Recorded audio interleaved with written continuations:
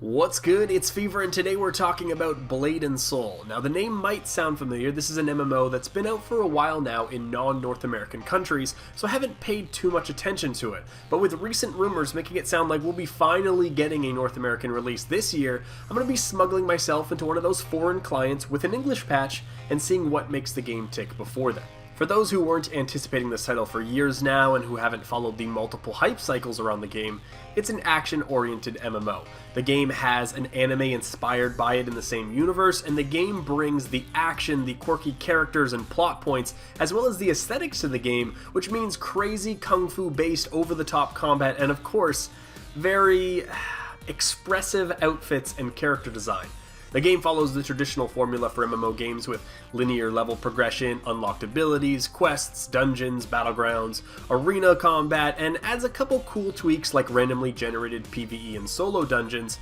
The game has a very comprehensive and very pretty to look at character creation system, which I value a little bit too high in games. And not only do you have tons of options to create the perfect waifu of your dreams, but you can apply different backgrounds and lighting and poses and voices so that you can just be as creepy as you want. And if modding Skyrim has taught me anything, it's that people will get pretty damn creepy, and this gives you all the tools to do so. My only real gripe here is that the 4 distinct races included in Blade and Soul come with race-specific classes, which I hate in games, but even more when they are put on the Lolita-type classes, as done in this game with the Lin, which just makes me feel gross even if it's a class that I want to play. The heavy Asian and Kung Fu style is there, but let's be real. Who cares? Do you guys still play Age of Wushu or Swordsman Online or any of the countless forgettable MMOs with that theme? Of course not. So it's not even a feature. But the combat system needs a solid mention because it's really what I feel is the main draw to Blade and Soul. And while it is martial arts based, that's not what defines it, and it's not what you should be hyped up over. This game, if you'll believe it, has a more action influence than Terra, but with an even more insane combo system and a very Twitch-like fluid system that makes even killing NPCs fun, almost like what WildStar nailed, but faster.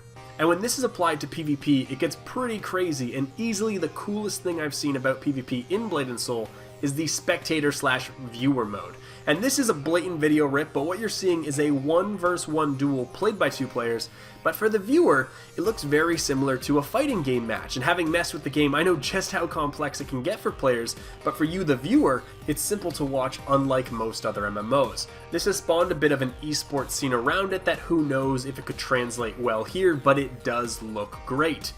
As does the entire game. This game graphically is pretty incredible for being quite a few years old now, and it's heavily stylized and at times just plain gorgeous while still running very well on mid-range machines.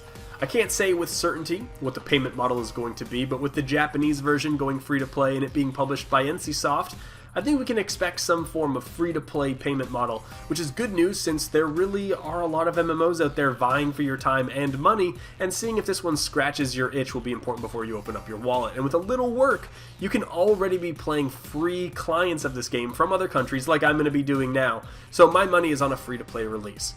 My main issue, and this might seem stupid and petty, is the UI.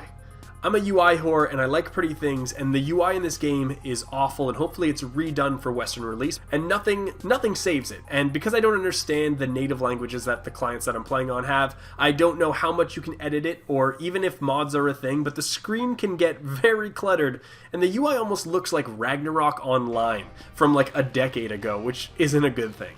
I don't think even when the game releases that this will be something that I play heavily past getting to max level and mucking around, mainly because I think I'm burnt out of the traditional MMO entirely, but I will try to dig in as much as I can before then and let you know what I find. Until next time, this is Fever. Peace.